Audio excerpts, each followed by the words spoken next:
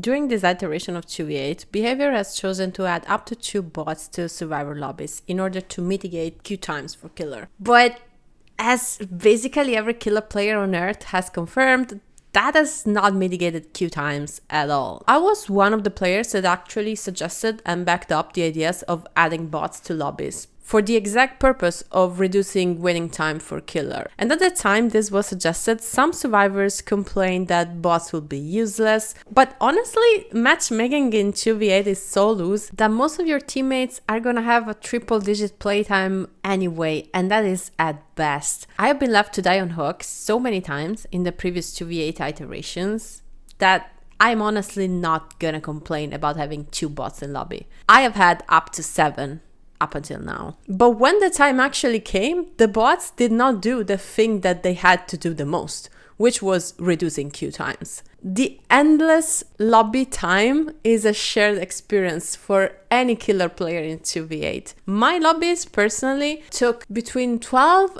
and 25 minutes, that assuming that they would not crash mid-research, and the waiting time did not actually seem to correlate with the amount of bots you would get. I sometimes will wait something in the lower end of this spectrum around 12 minutes and still get 2 bots, and other times I will wait for longer and get 1 or 0 bots. It seems to be random. So what the bots had to do, they clearly did not do. But how did they fare as actual players, air quotes, as teammates? I think they were insane. And I say this as both killer and survivor. So as killer, they were wildly frustrating to play against, especially as Legion. The bots don't just have wall hacks. They also know if you're coming to them in power or not. So if you're approaching them in frenzy to chain hits, they will make it their mission to comb corner as far away from everyone as possible. If the other survivors that you see in your killer instinct are gonna go left, they're gonna go right and reach edge map. And by the time you realize that you're actually trying to chain hit with a bot, it's too late. So you either have the choice of canceling your frenzy and going towards the action again, or hit the bot, probably down them because they are actually in a corner of the map. But now you have lost pressure on the entire team. Like you down this bot, but you're so far away from the action that you're not gonna be useful for a pretty long time, because it just takes you time to travel from this corner of the map to wherever actually people are. And generally, chasing a bot is a really bad idea. They have wall hacks, they have a lot of resources, and they're gonna play them in the safest way possible. So that is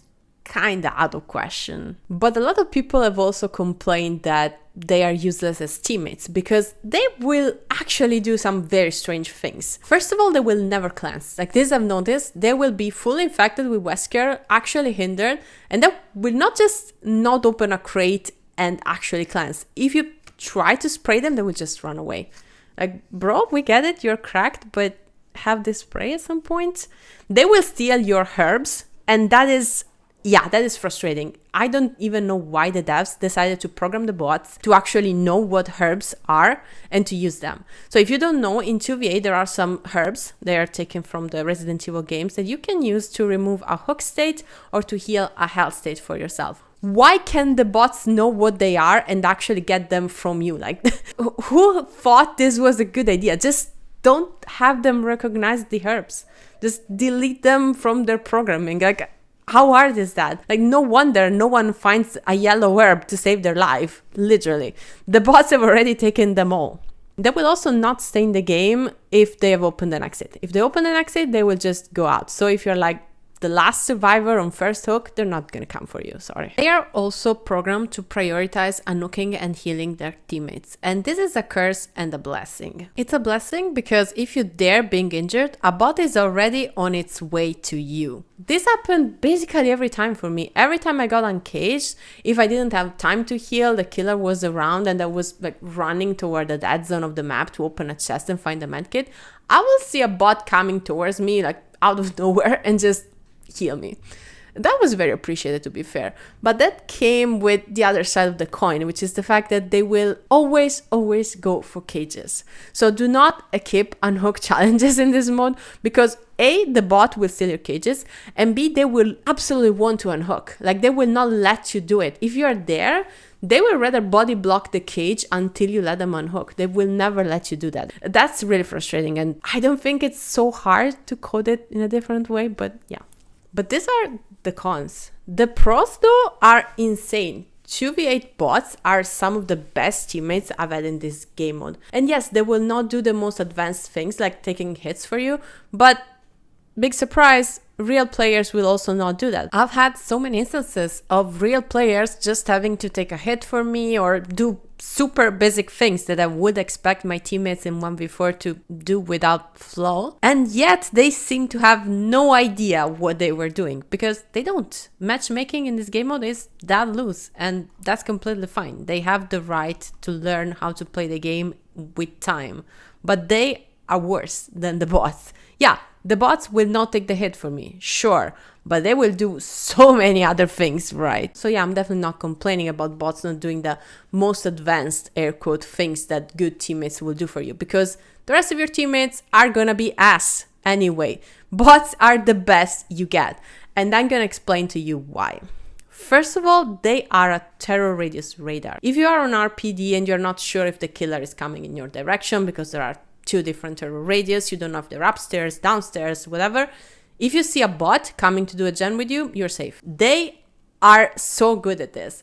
They will find the generators, sit on them, and if they don't move, you can be sure that no one is coming. If you see them like randomly running away and no cage is popped, then just go. They have a reason to do that. And they will stick to the gens. If you are, again, on RPD, like you're desperate, you're running around on one side of the map, you have no idea where the gens are, and then you will see it popping off in the HUD. A bot is sitting on a gen, and with all the aura reading that is involved in this game mode, at some point you will know where their gen is, even if the bot is not a guide. So you can go to help, or you can take the killer's attention.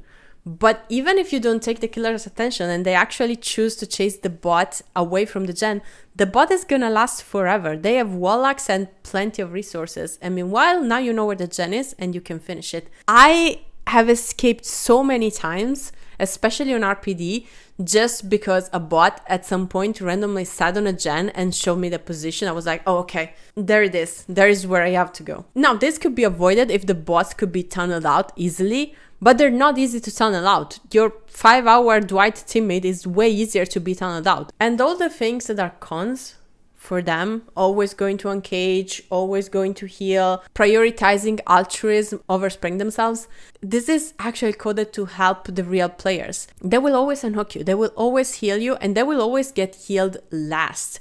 This comboed with the fact that they are probably the safest players, air quote, to be left injured, really benefits the survivor team. Now, 2v8 has always been a survivor-sided game mode, but during this iteration in particular, I felt it was crushingly survivor-sided. I have played every iteration of 2v8 extensively as both killer and survivor, and this one feels so imbalanced toward the survivor side, it's not even fun. Like, the only reason why I play killer in this game mode is because I can play with a friend, but otherwise, despite the buffs, killer is so underwhelming in this game mode that it's insane. I played a lot of matches as survivor. I'm talking about like 40 or 50. And in all of these matches I played, the killer managed to get more than 2 kills only twice. Like twice in 50 matches, the team was actually wiped. And every other time, we actually managed to get at least 6 people out. And when I play killer with my duo, mind you, we have over 5,000 hours combined. If one of us is not on top of their game or is playing a killer they're not super familiar with, we are gonna get 8 outed. And I can assure you, this was not as crushing in the previous 2v8 iterations. Because as I said, most of the survivors in your lobby are actually gonna be inexperienced. And the only thing that changed from the other editions of 2v8 is the bots. So I guess this is actually because of them, because they really make playing killer harder. They play so much safer and so much smarter. They're so much more aware than the average survivor player in 2v8 that it's not even a joke. Like, I can assure you, they cuck on your power so massively in so many instances. They do perfect dodges basically in front of you if you're playing Nemesis of Wesker or Huntress or any ranged killer. They do the comp corner thing against Legion, which like normal players, they don't do that. I have not had a single real player do that against Legion. They will maybe drop a pallet to stun me, sure. But if you do that successfully, I am still in the middle of the action. If you comp corner, I have literally no power because Legion sucks in 2v8. But that's another story. And I still hear so many people complain that bots in 2v8 are useless. So, my brother in Christ, I want to know what they do in your games. Because the bots that I play with and against are insane. But hey, if for whatever reason they are ass in your games, I want to know what they do. I want clips. I want answers, because I cannot fathom anyone saying that these bots are horrible for Survivor. They are literally the best players in every match. And since they're not doing what they were implemented to do, which is reducing killer queue times, but instead they're actually making the killer experience more miserable, I truly hope behavior just turns them off and never implements them in lobbies ever again.